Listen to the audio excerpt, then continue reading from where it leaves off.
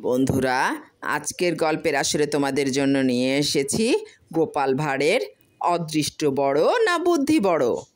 একদিন রাজা কৃষ্ণচন্দ্র গোপাল ভাঁড়কে প্রশ্ন করলেন, অদৃষ্ট বড় না বুদ্ধি বড়? গোপাল তার উত্তরে এই গল্প দুটি শোনালো। কৈলাসে ভগবতী ও মহাদেব গল্প করিতেছিলেন। এমন সময় এক বনের মধ্যে দিয়া এক ব্রাহ্মণ যাইতেছিলেন। ভগবতী তাহাকে দেখিয়া ভীষণ কষ্ট হইল এবং তিনি মহাদেবকে কিছু ধন দিতে বলিলেন।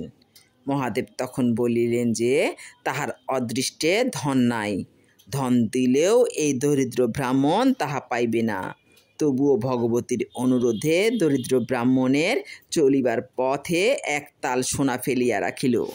দরিদ্র ব্রাহ্মণ চলিতে চলিতে হঠাৎ ভাবিল, যখন সে কানা হইবে তখন কিভাবে চলিবে। এই কথা ভাবিয়া সে চোখ বুজিয়া চলিতে আরম্ভ করিল। আর তখনই সে পাশ কাটাইয়া সোনার তালটি ফেলিয়া চলিয়া গেল। ইহার খানিকক্ষণ পরেই আবার দরিদ্র ব্রাহ্মণ চোখ খুলিয়া চলিতে আরম্ভ করিল। সমস্ত ঘটনা ঘটিবার পর মহাদেব বলিলেন, ভগবতী দেখলে? ভগবতী বিস্মিত হইয়া গেলেন। গোপাল তারপর আর একটি গল্প বলিল। এই ব্রাহ্মণ তপস্যাতে সন্তুষ্ট করিলেন মহাদেবকে। মহাদেব বলিলেন, তুমি কি বর চাও বলো? ব্রাহ্মণ বলিলেন, আমাকে প্রচুর অর্থ দিন। মহাদেব বলিলেন, তুমি অন্য বর চাও।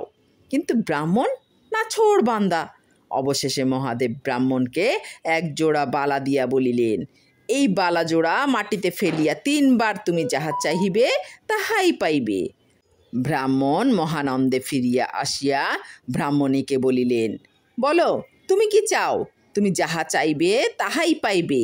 ব্রাহ্মণী কি আর চাহিবে ভাবিয়া না পাইয়া একজোড়া শাখা চাহিল। ব্রাহ্মণের ক্ষোভ হইল। তিনি ক্ষোভের সঙ্গে বালাজোড়া মাটিতে ফেলিয়া দিয়া বলিলেন যে আমার মাথা হোক।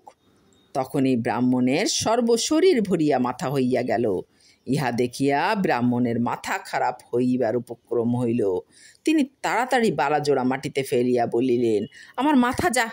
তখনই ব্রাহ্মণের নিজের মাথা সহ অন্য সমস্ত মাথা চলিয়া গেল। ব্রাহ্মণের প্রায় নির্বাক অবস্থা।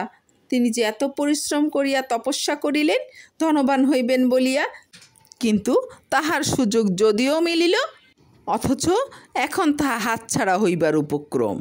তিনি দুঃখে ও অনুতাপে 3 বারের শেষ ফলটি পাইবার জন্য বালাজোড়া মাটিতে ফেলিয়া দিয়া বলিলেন, আমার মাথা দাও। তখনই ব্রাহ্মণ স্বাভাবিক হইয়া গেলেন। গোপালের গল্প দুটি মহারাজ ও অন্যান্য সকলে মনোযোগ দিয়ে শুনে যথার্থই অদৃষ্ট বড় না বুদ্ধি বড় তা অনুধাবন করলেন।